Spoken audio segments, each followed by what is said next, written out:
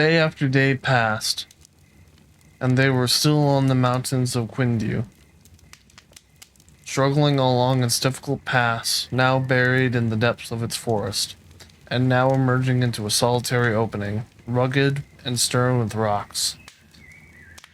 When the rain ceased and the sun shone, a varied prospect opened before them.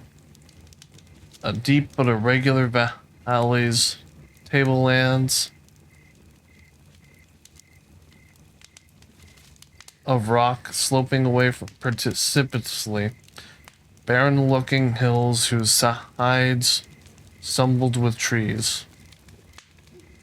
Now and then a gigantic cactus, like a bundle of broken spears, forests before and behind, and in the distance the snowy cone of Zolima, looming over the ragged peaks in a wilderness of clouds. Then the sky would be overcast. The rain would fall in torrents, drenching them to their skin.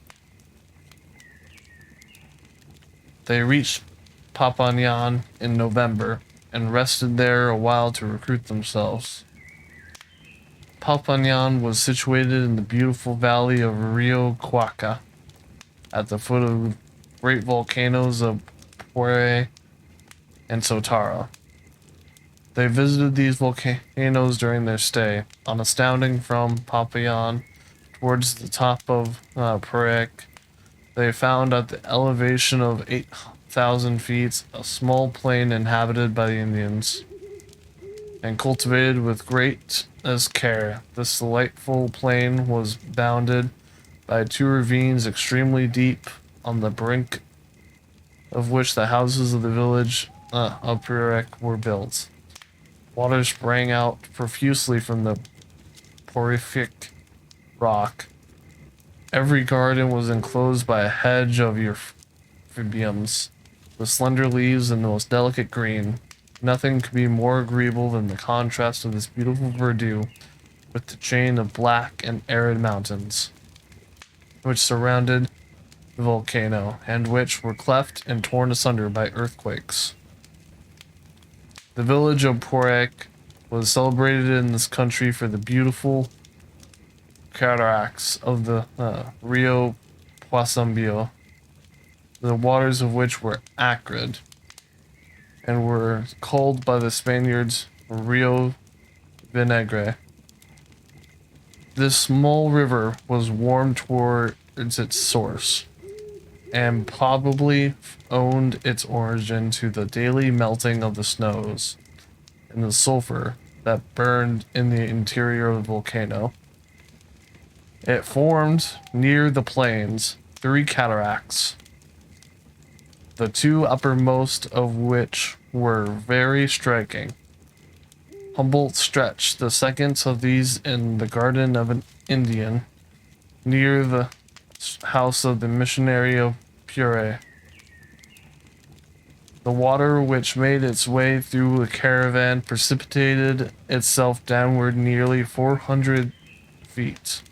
The cascade was extremely picturesque, but the inhabitants of Papagnan regretted that the river was not engulfed in some abyss. Instead of mingling as it did with the Rio Cuaca, the latter river was destitute of fish for most leagues on account of the mixture of its waters with those of the Rio Vinegre, which were loaded with the oxides of iron and sulfuric and muriatic acids. The travelers arrived at Kyoto on the 6th of January, 1802, and remained there nearly 9 months. How they filled up the greater part of this time is not stated, but from the number of celebrated mountains in the neighborhood, most of which they visited, and from their omnivorous taste in the sciences, it is certain that it seldom or never hung heavily on their hands. They had first to look after their instruments at her collections. Humboldt had to complete his map of the Rio Magdalena and bomb plant to arrange his crowded herbal. Then there were visits to be received and returned, excursions to be planned and executed.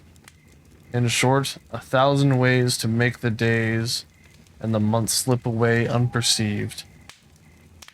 When not in the city of Kyoto itself, they resided in the neighborhood, in the villas, and the country houses of their friends.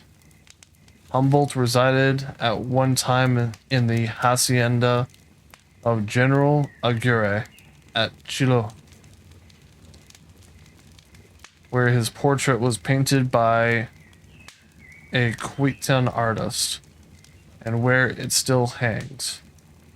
When Mr. Church, our greatest landscape painter, was in South America, making studies for his magnificent painting, The Heart of the Andes, he lodged in the very room that Humboldt occupied, and struck with his portrait, which continually met his eyes on the wall, he procured a copy of it from a pupil of the artist who painted it, and brought it with him in his return to the United States. It is an invaluable relief of great traveler representing him, not as we know him from his later engravings and photographs, a gray old man, with his head drooping on his bosom, heavy with its harvest of thought, but in the vigor of manhood, thin and muscular, with his hair long, as was the fashion then, and in a Prussian uniform. The pleasant look at the old face is there, and the beautiful blue eyes, but the look is more eager and longing, and the eyes are brighter and keener.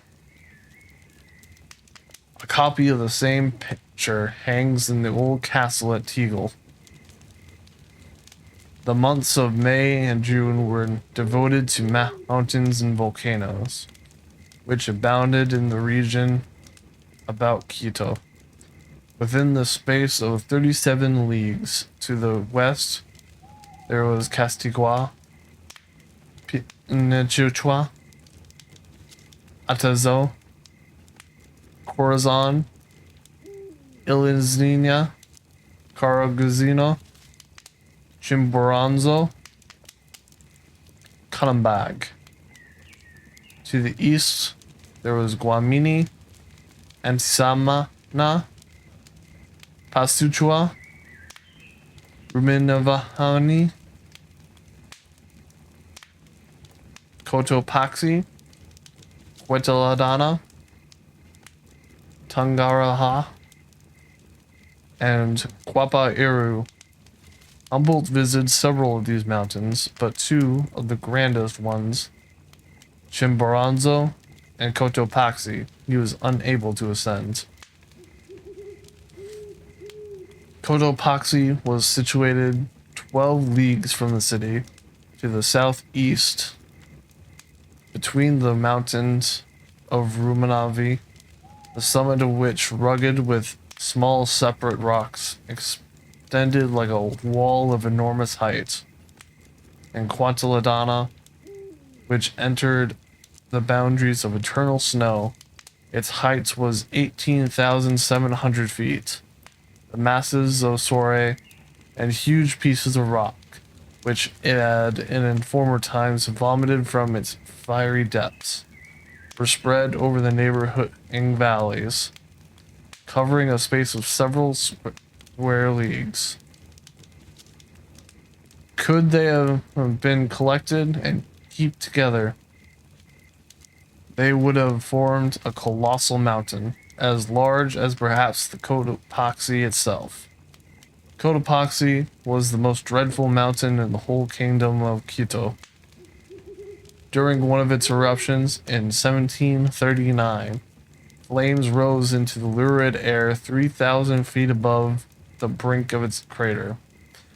In 1744, its roaring was heard as far as the Honda, a distance of 200 leagues. In 1768, the quantity of ashes sifted from it was so great that the town of Hambato and Takuaga day broke only at 3 o'clock in the afternoon, and the inhabitants were obliged to use lanterns in the streets. The summit of Cotopaxi was one of the most beautiful and regular of all the colossal summits of Cordilleras. It was a perfect cone, covered with an enormous layer of snow, which at sunset shone with a dazzling splendor, detaching itself picturesquely from the intensely blue sky. This covering of snow concealed from the eyes of the traveler the smallest inequalities of soil. No point of rock, no stony mass penetrated this coat of ice, or broke the regularity of the figure of cone. Near the brink of the crater, they saw a ledge of rock, which was never covered with snow, and which looked like a series of belts of the darkest hue. The cone was too steep for the snow to ever lodge upon it. Besides, currents of the heated air were continually issuing from the crevices. The soul of the winter itself would have shrunk itself into nothingness before these blasts from hell.